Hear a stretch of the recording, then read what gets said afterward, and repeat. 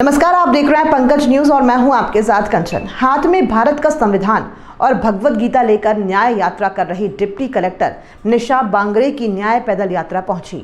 यहां उन्होंने बाबा भीमराव अंबेडकर की प्रतिमा पर माल्यार्पण किया और रामजी बाबा समाधि स्थल व सेठानी घाट पर मां नर्मदा की पूजा अर्चना की।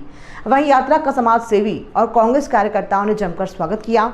मीडिया से चर्चा के दौरान डिप्टी कलेक्टर निशा बांगरे ने कहा कि मुख्यमंत्री शिवराज सिंह चौहान एक महिला के ऊपर हो रही प्रताड़ना को देख नहीं पा रहे हैं, सुन नहीं पा रहे हैं। मुझे अपना त्यागपत्र दिए हुए 3 महीने हो चुके हैं और पहले मुझे त्यागपत्र देने के लिए मजबूर किया गया क्योंकि मुझे मेरी धार्मिक आस्था के अनुरूप मेरे सर्वधर्म कार्यक्रम में उपस्थित होने की अनुमति नहीं दी गई। और जब त्यागपत्र देकर कि मैं खुद कह रही हूं कि मुझे विधानसभा का चुनाव लड़ना है तो मुझे रोका जा रहा है। प्रदेश शासन के द्वारा अपने न्याय के लिए आमला से चलकर भोपाल जा रहे हैं। ये किसी एक महिला का सवाल नहीं है या फिर चुनाव लड़ने का सवाल नहीं है।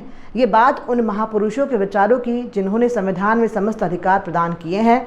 इस दौरान उन्होंने सीएम शिवराज पर भी जमकर निशाना साधा।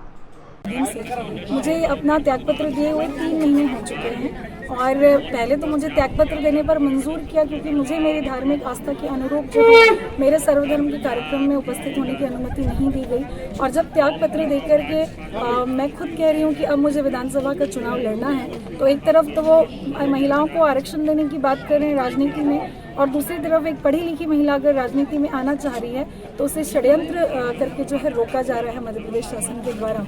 तो उनकी सद्बुद्धि के लिए और जो हमारी हजारों लाखों महिलाओं के साथ जो अन्याय हो रहा है उनके खिलाफ जो है हमने ये न्याय यात्रा निकाली है। हम अपने न्याय के लिए जो है आमला से चलकर भोपाल तक जा रहे हैं। ये किसी एक महिला का सवाल नहीं है या फिर चुनाव लड़ने का सवाल नहीं है।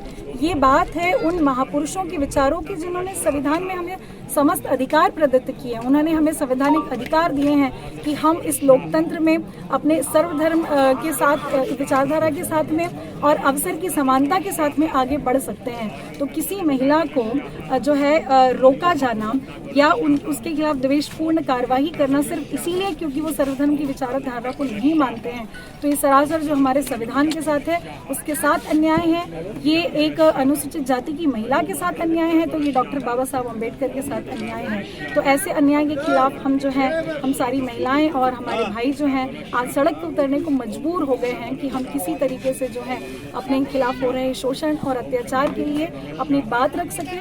मैं ये बताना चाहती हूँ कि अगर एक पढ़ी लिखी महिला के साथ मध्य प्रदेश शासन ये कर रही है तो आप समझ सकते हैं कि कम पढ़ी लिखी या अनपढ़ महिला कितनी दर भटकती होगी अपने न्याय के लिए। तो क्या शिवराज मामा जी ये कानून बनाएंगे कि अगर किसी महिला को न्याय चाहिए तो वो 200-250 किलोमीटर पैदल उनके पास जाए तब जाके उनको न्याय मिलेगा?